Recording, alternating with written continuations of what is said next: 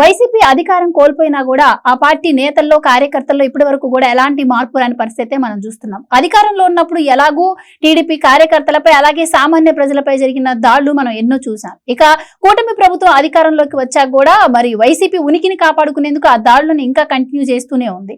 తాజాగా కడపలోని గాలివీడు ఎంపీడీఓపై వైసీపీకి చెందినటువంటి నేత సుదర్శన్ రెడ్డి దాడి చేయడం రాష్ట్ర వ్యాప్తంగా కూడా సంచలనంగా మారిన నేపథ్యంలో డిప్యూటీ సీఎం పవన్ కళ్యాణ్ గారు అతన్ని పరామర్శించేందుకు రిమ్స్ ఆసుపత్రికి వెళ్లారు. ఇక దీని గురించి పవన్ కళ్యాణ్ అయితే కొన్ని సంచలన వ్యాఖ్యలు చేశారు. కూటమి ప్రభుత్వం అధికారంలో ఉంది, ఈ దాడులను చూస్తూ ఊరుకోము, ఖబర్దార్ అంటూ ఆయన వార్నింగ్ కూడా ఇవ్వడం జరిగింది. మరి ఆ బాధితులు ఎవరైతే ఉన్నారో ఆయన్ని స్వయంగా డిప్యూటీ సీఎం పవన్ కళ్యాణ్ వెళ్లి పరామర్శించడం ద్వారా మరి ఇక నుంచి ప్రభుత్వ అధికారులకు కూటమి ప్రభుత్వం పూర్తి అండగా ఉంటుంది అని చెప్పి భరోసా ఇచ్చినట్టేనా? మరి అధికారం కోల్పోయాక కూడా ఇప్పటికీ కూడా దాడులు కంటిన్యూ చేయడాన్ని ఎలా చూడవచ్చు? ఇలాంటి విషయాలన్నీ కూడా ఈ రోజు డిబేట్ లో చర్చిద్దాం. మనతో పాటు డిబేట్ లో పార్టిసిపేట్ చేసేందుకు స్టూడియోలో ఉన్నారు senior political analyst Madhusudan Reddy గారు. నమస్కారం సార్. సార్, మనం చూసాం కూటమి ప్రభుత్వం అధికారంలోకి వచ్చి 6 నెలలు అవుతుంది. ఈ 6 నెలల్లో కూడా కక్షపూరితంగా ప్రభుత్వం వ్యవహరిస్తోంది. మా వాళ్ళపైన దాడులు జరుగుతున్నాయి, మమ్మల్ని ఇబ్బంది పెడుతున్నారు, హత్యలు చేస్తున్నారు అని చెప్పి ఢిల్లీ వరకు జగన్మోహన్ రెడ్డి గారు వెళ్లడం కూడా మనం చూసాం. తీరా పిక్చర్ చూస్తే ప్రభుత్వ అధికారులపై ఇప్పుడు దాడులు చేస్తున్న పరిస్థితి. వైసీపీ నేత, అది ఎంపీపీఓ కొడుకు స్వయాన, అంటే ప్రభుత్వ అధికారి మీద దాడి చేయడం అంటే అది మామూలు విషయం కాదు. ఆయనకి ఎలాంటి సపోర్టు లేకుండా చేసే ఆస్కారం కూడా ఉండదు. సో ఆ బాధితులు ఎవరైతే ఉన్నారో ఆయన పరామర్శించేందుకు ఈ రోజు పవన్ కళ్యాణ్ గారు వెళ్లి సీరియస్ గా వార్నింగ్ ఇచ్చారు. మీరేం చెప్తారు దీని గురించి? అసలు వైసీపీ దాడులు ఇంకా కంటిన్యూ అవుతున్నాయి అంటే? దీని గురించి స్పష్టంగా చెప్పాలంటే 2 వ్యవస్థలు ఉంటాయి.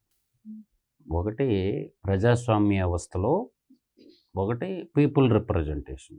పీపుల్ రిప్రజెంటేషన్ అంటే సర్పంచ్ మొదలుకొని ఎంపీ వరకు, అంటే ఎంపీటీసీలు, జెడ్పీటీసీలు, తర్వాత మనకి కార్పొరేటర్లు, కౌన్సిలర్లు, అదేవిధంగా ఎమ్మెల్యేలు, ఎంపీలు, వీళ్ళందరూ ప్రజల తరపున ఉంటారు, ప్రాతినిధ్యం వహిస్తారు. తర్వాత వీళ్ళంతా ఏంటంటే ఒక శాసన వ్యవస్థలో ఉన్నటువంటి వాళ్ళు కార్యనిర్వాహక వ్యవస్థకి కొన్ని గైడ్లైన్స్ ఇస్తారు. ఈ పని చేయాలా, ఎలా చేయాలా అనేది ఇస్తారు.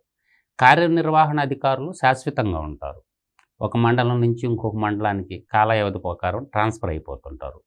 మండల డెవలప్మెంట్ అధికారి టోటల్గా మండలాన్నంతా డెవలప్మెంట్ చేసేటటువంటి బాధ్యత, ప్రభుత్వం ఇచ్చినటువంటి ఆదేశాలు అమలు చేసేటటువంటి బాధ్యత, అన్ని సంక్షేమ పథకాలు అమలు చేసేటటువంటి బాధ్యత. ఏ చిన్న సమస్య ఉన్నా, డ్రింకింగ్ వాటర్ సమస్య ఉన్నా, తర్వాత మనకి రేషన్ కార్డుల సమస్య ఉన్నా, పింఛన్ల సమస్య ఉన్నా, తర్వాత ప్రభుత్వ పథకాలు ఆల్మోస్ట్ మనకి ఆహార భద్రతా చట్టం కానీ, తర్వాత మనకి పనికి ఆహార భద్రతా చట్టం కానీ, ఇవన్నీ కూడా ఎంపీడీఓ బాధ్యతగా ఉంటుంది. సో ఒక ఎంపీడీఓని మనం మండలం మొత్తం డెవలప్ చేసే ఎంపీడీఓ గారిని సంస్కారవంతంగా మాట్లాడాలి. వీళ్ళు నోటికొచ్చినట్టు వాళ్ళకు వచ్చిన భాష ఒకటి ఉంది కదా, వాళ్ళు సొంతగా రాసుకున్నటువంటి భాష. నేను అంటుండేది ఏంటంటే, ఆవు చేలో మేస్తే దూడ గట్టును మేయదు. ఈ మధ్యకాలంలో తిరుపతిలో ఒక మీటింగ్ జరిగింది. తిరుపతిలో నాయకులు మాట్లాడినటువంటి మాటలు చాలా జుగుత్సాపకరంగామైనటువంటి మాటలు మాట్లాడారు, రెచ్చగొట్టారు కార్యకర్తల్ని. దాని ఫలితమే ఇది జరిగిందని నేను అనుకుంటున్నాను. మమ్మల్ని ఏం కాదులే, కూటమి ప్రభుత్వం ఏం చేయలేదని చెప్పి. యాక్చువల్గా మండల పరిషత్ అధ్యక్షురాలు వచ్చి ఈ సుదర్శన్ రెడ్డి వాళ్ళ యొక్క మదర్, అతను కాదు, అతను సామాన్య సిటిజన్, ఒక పౌరుడు మాత్రమే. గత వాళ్ళ కాలంలో ఏంటంటే తల్లిని అడ్డం పెట్టుకొని మొత్తం ఎంపీడీఓ ఆఫీస్లోనే అనేక కార్యక్రమాలన్నీ కానిచ్చేవాళ్ళంట. ఇతను పోయి తాళాలు అడగటమే ముందు తప్పు. ఎండిఓ గారు గౌరవంగా చెప్పారు, అయ్యా మీ అమ్మగారు ఇక్కడ మండల ప్రెసిడెంట్ కాబట్టి ఆమె వస్తే ఇస్తాను, నీకైతే ఇవ్వను అన్నాడు. ఆ తాళాలు ఇవ్వనందుకు ఆయన్ని దుర్భషలాడుతూ, కులపరంగా కూడా దుర్భషలాడినారని చెప్పారు. వీడియోలో చాలా దారుణంగా మెడ మీద కాలు పెట్టి కూడా తొక్కినారని తెలుస్తుంది. అందువల్ల ఫస్ట్ ఏంటంటే ఒక బ్యూరోక్రాట్ని కొట్టడం అంటే బిఎన్ఎస్ చట్టాల ప్రకారం చాలా కఠినమైనటువంటి చట్టాలు ఉన్నాయి. ఆ కఠినమైన చట్టాలు అత్యాయత్నం కింద పెట్టారనుకో, ఆల్రెడీ 3 అరెస్ట్ చేశారు. ఈ మిడతల దండు, ఈ పులివెందల పాబ్లో ఎస్కోబారు ఈ మిడతల దండు పోయి వాళ్ళ మీద పడితే, ఈలోపు స్థానిక పోలీసు వాళ్ళకి ఇన్ఫర్మేషన్ అక్కడ ఉన్న స్థానిక అధికారులు ఎవరో ఇచ్చారు. ఈ సుదర్శన్ రెడ్డికి మన అంకుశం అని ఒక సినిమా తీశాడు ఎంఎస్ రెడ్డి గారు, మల్లిమాల సుందరరామరెడ్డి గారిని. ఇప్పుడు జబర్దస్త్ షో ఉంది కదా, మల్లిమాల ఎంటర్టైన్మెంట్, శ్యాంప్రసాద్ రెడ్డి వాళ్ళ నాన్న ఎంఎస్ రెడ్డి గారు. ఆయన చదువుకున్నది 2వ తరగతి అయినా ఆయన రామాయణం రాశాడు, మల్లిమాల రామాయణం అని. ఆయనే తీసింది అంకుశం సినిమా. సీఎంగా ఆయన ఉంటాడు, రాజశేఖర్ హీరోగా జీవితా ఉంటే అప్పుడు రామరెడ్డి ఇలన్ పాత్ర పోషిస్తాడు. అప్పుడు ఈరోజు ఏం చేసిండు కొండారెడ్డి, ఒంటి మీద బట్టలు తీసి ఉంటే బాగుండేది. ఇప్పుడు ఆ సుదర్శన్ రెడ్డిని అంకుశం సినిమా చూపించాడు, పోలీసుడు పవర్ ఏంటో చూపించాడు, ఎత్తుకొని పోయి లోపలేసాడు. ఇప్పుడు బెయిల్ వస్తుందంటే బెయిల్ రాదు, ఖచ్చితంగా రిమాండ్. ఎస్సీ ఎస్టీ అని కాదు, ప్రభుత్వ అధికారిని కొట్టకూడదు. అంటే డ్యూటీలో ఉన్న ప్రభుత్వ అధికారిని కానీ కొడితే, లైవ్ ఎగ్జాంపుల్ మా మండలంలో జరిగింది. మా మండలంలో ఇట్నే ఒక పుడింగి క్యాండిడేట్ ఒక ఎంపీడీఓని కొట్టిండు. కొడితే 12 ఏళ్ళు 13 ఏళ్ళు పీక్కోలేక చచ్చారు. ఎప్పుడు కూడా ఏ ప్రభుత్వ అధికారి మీద కొట్టకూడదు. ప్రభుత్వానికి నాటి సలహా కూడా చెప్పాలమ్మా. ఇక్కడ ఈ దాడులు ఇటువంటివి జరుగుతున్న తరుణంలో ఏం చేయాలంటే, అన్నీ ఎంపీడీఓ ఆఫీసులకి, ఎంఈఓ ఆఫీసులకి, ఎంఆర్ఓ ఆఫీసులకి, ఈ ప్రభుత్వ హాస్పిటల్ డాక్టర్లకి, అయితే అంటే ఇరిగేషన్ ఆఫీసులు, మండల స్థాయిలో, పంచాయతీ స్థాయిలో, గ్రామ సచివాలయాలన్నింటినీ స్టేషన్ హౌస్ ఆఫీసులకి నెట్వర్క్ కనెక్ట్ చేయాలి. ఇంటర్నెట్ ద్వారా ఏం చేయాలంటే, ఈ సీసీ కెమెరాలు పోలీస్ స్టేషన్కి అనుసంధానం చేస్తే అక్కడ ఏం జరుగుతుంది, అక్కడ ఎవరు తప్పు చేసినారు అనేది కూడా తెలిసిపోద్ది అనమాట.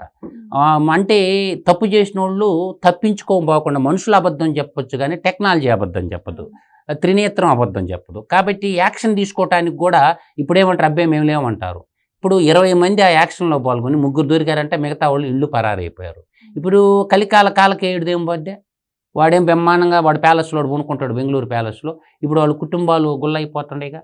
అంటే రెచ్చగొట్టి ఒక విధంగా పబ్బం గడుపుకొని ఒక ఎంపీడీఓ మీద చేయటం అనేది, ఏదన్నా సమస్య ఉందనుకో, మీకు ఏదన్నా పని జరగల, మీకు ఏదన్నా పని చేయాల, సంబంధించిన ఏసీబీ ఉంటుంది, యాంటీ కరప్షన్ బ్యూరో అని ఉంటుంది. అతను ఏదన్నా ఒకవేళ లంచం అడిగాడు అనుకుందాం, ఏసీబీకి కంప్లైంట్ చేయొచ్చు. తర్వాత చట్టపరంగా పోవచ్చు. దుర్భసలాడటం, బూతులు మాట్లాడటం ఈ మధ్య వాళ్ళు గడిచిన 5 ఏళ్లలో మేము చూసాం ప్రత్యక్షంగా. ఎంఆర్ఓ దగ్గరకు పోయి కుర్చీ వేసుకుని కూర్చొని, ఆయనేం గ్రీన్ పెన్ గ్రూప్ 1 ఆఫీసరు, ఈడేమో 2వ తరగతి 10వ తరగతి కూడా పాస్ అయ్యాడు, ఇంటర్మీడియట్ ఫెయిల్ అయ్యి ఉంటాడు, రేయ్ పెట్రా సంతకం అనేవాళ్ళు. అంటే రెస్పెక్ట్ లేకుండా అబ్యూజ్డ్ లాంగ్వేజెస్తో మాట్లాడుతూ ఉండే సందర్భాల్లో నా కళ్ళతో చూసినాను. గజ వణిగిపోయేవాళ్ళు. పోలీస్ స్టేషన్లో ఎస్ఐని అలా బెదిరించేవాళ్ళు, సిఐని స్టేషన్ హౌస్ ఆఫీసుని బెదిరించేవాళ్ళు, ఎంఆర్ఓని బెదిరించేవాళ్ళు. వాళ్ళు ఆడబెట్టమంటే ఆడ సంతకం పెట్టాల్సిందే, లేకపోతే నువ్వు ఎట్లుంటావు చూస్తామని ఫుల్గా తాగిచ్చేది, బండబూతులు తిట్టేవాళ్ళు. ఆ సంస్కృతి నుంచి వాళ్ళు ఇంకా బయటికి రాలా. కాబట్టి తక్షణం పవన్ కళ్యాణ్ గారు స్పందించారు. ఆ ఘటన తెలియంగానే పోయాడు. ఈరోజు అన్నమయ్య జిల్లా గాలివీడి మండలం, అంటే ఉమ్మడి కడప జిల్లాలో సంఘటన ఇది. అక్కడ ఎస్సీ సామాజిక వర్గానికి సంబంధించి, ఇప్పుడు కులం పక్కన పెట్టండి, ఆయన ఒక ప్రభుత్వ అధికారి కాబట్టి అలా కొట్టడం అనేది హృదయ విదారకమైన సంఘటన. తర్వాత ప్రభుత్వం ఏంటంటే ఇప్పుడు కఠినంగా తీసుకోబోతుంది, వాళ్ళకి బెయిల్ కూడా రాదు. జడ్జి కూడా ప్రభుత్వ అధికారే కదా, అంటే జ్యుడిషియల్ సెక్షన్లో ఉండే జడ్జి గారు కూడా బెయిల్ ఎలా ఇస్తాడు, ఇవ్వడు. కాబట్టి వీళ్ళకి ఆల్రెడీ కోట స్టార్ట్ చేస్తుంటారు పోలీస్ స్టేషన్లో. అందువల్ల గతంలో కూడా చేస్తున్న చరిత్ర, అతనికి చరిత్ర ఏంటంటే గతంలో కూడా ఇలాగే కూర్చున్నాడంట. అందువల్ల ఏంటంటే ప్రభుత్వం చాలా కఠినంగా మాత్రం చర్యలు తీసుకుంటుంది, దాంట్లో ఎటువంటి సందేహం లేదు. అంటే బ్యూరోక్రాట్లు ఏదన్నా తప్పు చేస్తుంటే సంబంధించిన పై అధికారికి కంప్లైంట్ చేయటం, లేదు ఏదన్నా లంచాలు అడుగుంటే ఏం చేయాలా, ఏసీబీకి పట్టియటం, ఎన్నో అవకాశాలు ఉన్నాయి. కాబట్టి ఇది అందరూ ఏకోన్ముఖంగా ఖండించాలి, అధికారుల మీద దాడులు చేయకూడదు. అందువల్ల ఏంటంటే అధికారుల మీద దాడులు ఇది నిత్యకృత్యం. వాళ్ళ అల్లజడులు భయపెట్టాలా, భయపెడితే పడే కూటమి కాదు, కూటమి ప్రభుత్వం చాలా సీరియస్గా ఉంది.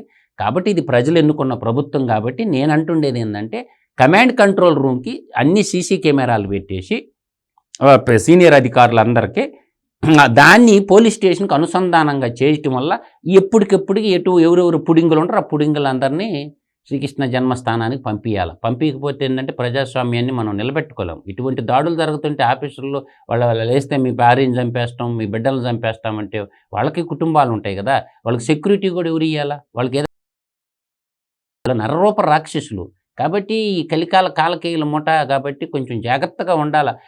ముఠాతోటే వాళ్ళు ఎంతకైనా తెగిస్తారు, ఎందుకంటే దగులు బ్యాచ్ కాబట్టి ఎంతకైనా తెగిస్తారు. కాబట్టి అధికారులు కూడా కొంచెం ప్రొటెక్షన్ స్థానిక పోలీసు వాళ్ళకి పోయేటప్పుడు వచ్చేటప్పుడు స్థానిక స్టేషన్ హౌస్ ఆఫీసర్కి చెప్తే ఆడొక కానిస్టేబుల్ని ఏడొక కానిస్టేబుల్ని పెడతాడు. ప్రొటెక్షన్ అనేది ప్రభుత్వం తరఫున స్థానికంగా కానిస్టేబుల్ ఉంటారు, వాళ్ళని కూడా పెట్టి ప్రతి ఎంఆర్ఓ ఆఫీస్ కాడ ఎండిఓ ఆఫీస్ కాడ ఒక ఇద్దరు కానిస్టేబుల్ని పెడితే చెక్కు పెట్టినోడు. మధు గారు, మీరు ఇందాక ఒక మాట అన్నారు, ఎంఆర్ఓ కార్యాలయాల దగ్గర పోలీసుల్ని ఏర్పాటు చేయాలి అని చెప్పి. కానీ మనం చూస్తుంటే గంజాయి బ్యాచ్ ఆంధ్రప్రదేశ్ మొత్తం స్వైర విహారం చేస్తున్న పరిస్థితి. సో ఇలాంటి టైంలో ఒక్క ఎంఆర్ఓ ఆఫీస్ అనే కదా, ఎక్కడ ఏ దాడులు జరుగుతాయో ఎవరు ఊహించలేని పరిస్థితి. ఎక్కడ పోలీసుని నియమించే ఛాన్స్ ఎక్కడ నియమించడానికి ఆస్కారం ఉంటుంది. అండ్ ఇంకోటి ఏంటంటే, జగన్మోహన్ రెడ్డి గారు గతంలోనే మనం చూసాము, మీ ఇష్టం వచ్చినట్టు పోస్టులు పెట్టండి, కేసులు అయితే నేను చూసుకుంటా, ఫస్ట్ నా పేరు నన్నే అరెస్ట్ చేస్తారు అని చెప్పి కూడా మొన్న సజ్జల గారు కూడా పార్టీ మాదొస్తుంది, ఇలా వాళ్ళని రెచ్చగొట్టే ప్రయత్నాలే ఇంకా జరుగుతూ ఉన్నాయి. కానీ ఈ రోజు పవన్ కళ్యాణ్ గారు అక్కడికి వెళ్ళి, అంటే ఒక ఎంపీడీఓని పరామర్శించారు డిప్యూటీ సీఎం, అంటే ప్రభుత్వ అధికారికి ఆయన పూర్తి భరోసా ఇచ్చినట్టే. అంటే ఎవరైతే ఈ దాడులు జరుగుతాయో ఇలాంటివి ఆపాలి అంటే పోలీసులు కూడా త్వరితగతిన యాక్షన్ తీసుకోవాలి. అంటే కంప్లైంట్ అందిన వెంటనే యాక్షన్ తీసుకోవాల్సిన అవసరం ఉంది. పోలీసుల్లో ముందుగా మార్పు రావాలి. సో మీ అభిప్రాయం ఏంటి? ఇప్పుడు చాలా పెద్ద రాష్ట్రం అమ్మా. ఈ రోజుల్లో ఏంటంటే ఒక కుటుంబాన్ని పోషించుకోవటానికి కష్టాలు పడుతున్నారు. ఇంత పెద్ద వ్యవస్థలో అక్కడక్కడ చిన్న చిన్న సంఘటనలు జరుగుతాయి. దానికి ప్రభుత్వం ఏం కుంగిపోవాల్సిన అవసరం లేదు, భయపడాల్సిన అవసరం లేదు. ప్రభుత్వం అంటే ముందు భయపడాలంటే ఏం చేయాలి? నేను చెప్పింది సింపుల్ సొల్యూషన్. మనకి టెక్నాలజీ అందుబాటులో ఉంది కాబట్టి అన్ని చోట్ల సీసీ కెమెరాలు పెట్టేసి, ఆ CC camera command control system police స్టేషన్లో ఉంటే అక్కడ రికార్డ్ అవుద్ది. అంటే ఎవిడెన్స్ని డిస్ట్రాయ్ చేయకుండా ఎవరేం చేసినారు ఫస్ట్ అని మనకి ఎఫ్ఐఆర్ ఫస్ట్ ఇన్వెస్టిగేషన్ రిపోర్ట్లో అక్కడికి ఎవరెవరు పోయారు, ఎవరి బిహేవియర్ ఎలా ఉందనే దాన్ని మనం కోడీకరించుకోవడానికి చాలా సింప్లిఫికేషన్గా ఉంటుంది. ఇది చాలా సింపుల్ సమస్య. కానిస్టేబుల్ ఉంటారు ప్రతి పిఎస్లో, ఒక ఇద్దరు కానిస్టేబుల్. ఇప్పుడు ఏం చేసినంటే మండల పరిపాలనా కేంద్రాలన్నీ ఒకే చోట ఉంటాయి. MRO office, MEO office, MDO office, తర్వాత దానికి సంబంధించిన వెలుగు ఆఫీసు, గృహ నిర్మాణం ఆఫీసు, ఇరిగేషన్ ఆఫీసు అన్నీ ఒకే జోన్లో ఉంటాయి అన్నమాట. అప్పుడప్పుడు ఏంటంటే పోలీసు వాళ్ళు తిరుగుతూ ఉండటం వల్ల మార్నింగ్ 10 గంటలకు స్టార్ట్ అయ్యి ఈవినింగ్ 5 గంటలకు క్లోజ్ అయిపోద్ది అనమాట. ఒక ఇద్దరు కానిస్టేబుల్ తచ్చాడుతూ ఉన్నారనుకో, ఇటువంటి సంఘటనలు అనేవి ఐడెంటిఫైడ్ చేయడానికి కూడా ఇమ్మీడియట్గా యాక్షన్ కూడా తీసుకున్నది ప్రభుత్వం. తీసుకోవాలని అనటం కూడా దుర్మార్గం. సంఘటన తెలిసిన బట్టినే వాడిని కాలర్ పట్టుకుని ఈడ్చుకుపోయినాడు స్టేషన్ హౌస్ ఆఫీసర్ కొండారెడ్డి అని. మనకి వాడికి అంకుశం సినిమాలో రామిరెడ్డి చూపించాడు. అది ప్రభుత్వం అయితే చాలా యాక్షన్ తీసుకున్నది. ఇప్పుడు నేననేది ఆగిపోయిన 20 మంది పుడింగిలు అంటారులే రాయలసీమ భాషలో, ఈ పుడింగిలకి ఇంకా దబిడి. అంటే నేనంటే పులిని చూసి నక్క వాతలు పెట్టుకుందంట. వాడేమో హీరుడు, ధీరోత్తోడు, గజ దొంగ చూసి మీరెందుకు బట్టలు చింపుకుంటారు? దేశాన్ని దోషేసిన గజ దొంగ గురించి వీళ్ళు ఎందుకు మాట్లాడరు? మీ కుటుంబంలో మీ పెళ్ళాం బిడ్డలను చూసుకోండి. ఆ గజ దొంగకి మీరు మద్దతుగా పోయారనుకో, తోడబుట్టిన చెల్లెళ్ళే అన్న అనకుండా మానేస్తే వీళ్ళకి అన్న నుంచి వచ్చిండు. కన్న తల్లి ఇవన్నీ ఉన్నాయి కదా, కన్న తల్లి మీదనే కుమారుడు పోయి కేసు పెట్టిన చరిత్ర కదా. ఇందాక మేడం చెప్పింది చూసేవారు, 100% ట్రూత్ మేడం చెప్పింది. ఇక్కడ వాలంటీర్లు అంటే స్వచ్ఛంద సేవ. వాలంటీర్లకి తెలియకుండానే వాళ్ళు కూడా మురిగుంట్లోకి నెట్టాడు. ఏం చేశారంటే అది డటా శౌర్యము. కేంబ్రిడ్జ్ యూనివర్సిటీలో ఉంటుంది ఏది, ఈ ఎక్కువ బిగ్ డేటా దాపెట్టేది. దానికి మించిన డేటా కలెక్షన్ చేశాడంట, పర్సనల్ డేటా అంతా. అదంతా ఎత్తుకొని వచ్చి ఏడ దాపెట్టిండు, ఎవడెవడికి అమ్మేసిండు ఆ డేటా అంతా. కాబట్టి ఈ 11 జాన్ రెడ్డి, జగన్మోహన్ రెడ్డిగా అనకూడదు మేడం, 11 జాన్ రెడ్డి. ఈ 11 జాన్ రెడ్డి ఏం చేసిండంటే గూఢాచారులుగా పెట్టుకున్నాడు వాళ్ళని. వాలంటీర్లు అందరూ గూఢాచారులుగా పనిచేస్తారు. వాళ్ళు గూఢాచారులుగా పనిచేస్తున్న సంగతి వాలంటీర్లకే తెలియదు. ఇప్పుడు వాళ్ళు తీసుకొచ్చిన డేటా ప్రభుత్వానికి ఇచ్చారా, మూడో పర్సన్కి పంపించారా? అంటే 3 అంచెల వ్యవస్థ ఉండేది ఆ రోజుల్లో. ఈ 3 అంచెల వ్యవస్థ బాగా గుర్తుపెట్టుకోవాలి. వాలంటీర్ల డేటా సేకరించి ఒకటి ప్రభుత్వానికి, మరొకటి ఏంటంటే వాళ్ళకి పీకే టీంకి పోయేది, ప్రశాంత్ కిషోర్ టీంకి, ఐపాక్ టీంకి. అక్కడి నుంచి ఏంటంటే మనకి నానక్రామ్గూడలో ఏడపోయి దాపెట్టేవాళ్ళు అనమాట. పర్సనల్ డేటా కూడా వాళ్ళ దగ్గర ఉందన్నమాట. ఇది డేటా చోర్ లాగా మిగిలిపోతారు. పబ్లిక్ పర్సనల్ డేటా తీసుకునే రైట్ ఈడు కూడా ఇచ్చిండు. ఈడు సపరేట్గా ఫైనాన్స్ డిపార్ట్మెంట్ వాళ్ళకి అమ్మేసిండా, ఏడ దాపెట్టుకున్నాడా, ఏ ఇంటోడు ఏడ ఓటేస్తాడు. అంటే వీళ్ళంతా ఏంటంటే 11 జాన్ రెడ్డి. ఈ 11 జాన్ రెడ్డికి గూఢాచారులుగా పనిచేశారు వాలంటీర్లు. ఈ వాలంటీర్లు కూడా చట్టబద్ధంగా నియమించారంటే అది కూడా లేదు. వాళ్ళు పేర్లు రాసుకున్నారు, ఎమ్మెల్యే ఎవరు చెప్తే వాళ్ళకి ఎండి వాళ్ళు టిక్కు పెట్టారు. వాళ్ళకి ఒక అర్హత క్రైటీరియా లేకుండా పోయింది. అందువల్ల ఏంటంటే ఈ డేటా చోరు కేసులో కూడా ఇతను పెద్ద చోరు, వాడే దేశాన్ని దూషణలో పెద్ద చోరు. చోరు మనిషికి చోరు లక్షణాలు ఉంటాయి అన్నమాట. అందువల్ల నేను అంటుండేది ఏంటంటే ఒక్కటి బాగా ఆలోచించుకోవాలి ప్రజలు. ఎందుకంటే ప్రజలు విసిగి వేజారిపోయి కూటమి ప్రభుత్వమే పాలించమని ఫుల్ పవర్స్ ఇచ్చారమ్మా. 93% స్ట్రైక్ రేట్ తోటి 57% ఓట్లతోటి ఇంక రోజు వాడి గురించి మాట్లాడుకోవాల్సిన అవసరం లేదు. యాక్షన్లోకి దిగి మక్కిలు ఇరగదీయాల, మా అప్పుడు పాటుకొస్తారు. వాడిని చూసి భయపడేడు ఎవడుండా, వాడిని చూసి ఎవడు భయపడ్డావు. కాకపోతే మీడియాలో ఏదో పెద్ద బిల్డప్లు ఇస్తున్నాడు, వాడంత భయస్తులు లేడు. ఒకడోడు అన్నాడంట, మీకు చుట్టూ మీకు అందరికి భయం అయితే నా చుట్టూ కూర్చోమన్నాడు అంటాడు వాడు. అందువల్ల అటువంటి వాడు రోసం ఉన్నోడైతే బయటికి రావాలా, వాడు రోసం లేదు వాడికి.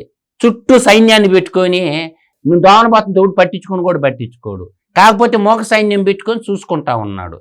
మీకు నేను చెప్తున్నా కదా, రేపు ఉగాది 1వ తేదీ నుంచి డిసెంబర్ 25 లోపల వాడు సినిమా బర్రం జినిగిపోతుంది. నేతాజీ సుభాష్ చంద్రబోస్ స్థాపించిన ఆల్ ఇండియా స్టూడెంట్ బ్లాక్ భారతదేశాన్ని బ్లాక్ చేస్తుంది. చీఫ్ జస్టిస్ ఆఫ్ ఇండియా దిగొచ్చి జగన్మోహన్ రెడ్డి 11 సిబిఐ కేసుల్లో 9 ఈడీ కేసుల్లో జడ్జిమెంట్ ఇచ్చిన దాకా లా స్టూడెంట్లో రామలీల మైదానం వదలటంలే. ఇంకా వాడు బతుకు అరణ్య రోదనే, జైలు బొట్టుకే వాడు బొట్టుకు. ఇంకా ప్రజలు లేదు, పాడు లేదు. ఒరే అయ్యా మీకు చెప్తున్నాను, కరెక్ట్గా డేట్ నోట్ చేసి పెట్టుకుని డైరీలో, ఉగాది రోజు రామలీల మైదానంలో సుభాష్ సేన తరపున ఆల్ ఇండియా స్టూడెంట్ బ్లాక్ లా వింగోళ్ళు మొత్తం మీ జగన్మోహన్ రెడ్డి కేసుల మీద జడ్జిమెంట్ ఇవ్వమని జాతీయ జెండాలు పట్టుకొని ధర్నాకు దిగుతారా. భారతదేశం ప్రపంచ మీడియా అంతా చూడబోతుంది. చీఫ్ జస్టిస్ ఆఫ్ ఇండియా దిగొచ్చి, ప్రధానమంత్రి మోడీ దిగొచ్చి, అమిత్ షా దిగొచ్చి, ఆర్థిక మంత్రి దిగొచ్చి, సిబిఐ డైరెక్టర్ దిగొచ్చి, ఈడీ డైరెక్టర్ దిగొచ్చి సమాధానం చెప్పకపోతే గ్రౌండ్ ఖాళీ చేయరు. అందులో స్టూడెంట్స్ వింగో. అందువల్ల ఎందుకంటే ఎన్ఫోర్స్మెంట్ డైరెక్టరేట్ ఆర్థిక శాఖ కింద ఉంటుంది, సిబిఐ హోంశాఖ కింద ఉంటుంది. రావాలా అమిత్ షా గారు, దేశ ప్రధాని, వీళ్ళు తగులుకున్న ఎవరిని చీఫ్ జస్టిస్ ఆఫ్ ఇండియా అని. సార్ జడ్జిమెంట్ ఇవ్వండి, జగన్మోహన్ రెడ్డి దోపిడీ చేసిందా లేదా? 11 ఏళ్ళు అయిపోయింది. రాజ్యసభలో 11 మంది ఎంపీలు, అసెంబ్లీలో 11 మంది ఎమ్మెల్యేలు అవి. కాబట్టి ఆ ధర్నాన్ని తట్టుకుండేదే వారి చెమట్లు పడతా ఇంట్లో నిద్ర పట్టడంలా. ఇది బెంగళూరు ప్యాలెస్లో. ఇక నాయన ఇది ఏ మలుపు తిరుగుతుందో ఆ రోజు ఇంక రోజు అన్ని హిందీ ఛానల్లో, ఇంగ్లీష్ ఛానల్లో, ఇంటర్నేషనల్ ఛానల్లో రోజు డోలు కడతాయి. మీ ఓడి పైన అయిపోయిందిరా బాబు, కన్వెక్షన్ పడుతుంది, ఇంకోడికి మిగిలింది బెయిల్ అయిపోయి జైలే మిగలద్ది. కన్వెక్షన్ 100% పడద్ది, లైఫ్ టైం కన్వెక్షన్ పడబోతుంది. ఆ పార్టీ ఉండేది లేదు, పోయేది లేదు. Right sir, thank you so much అండి.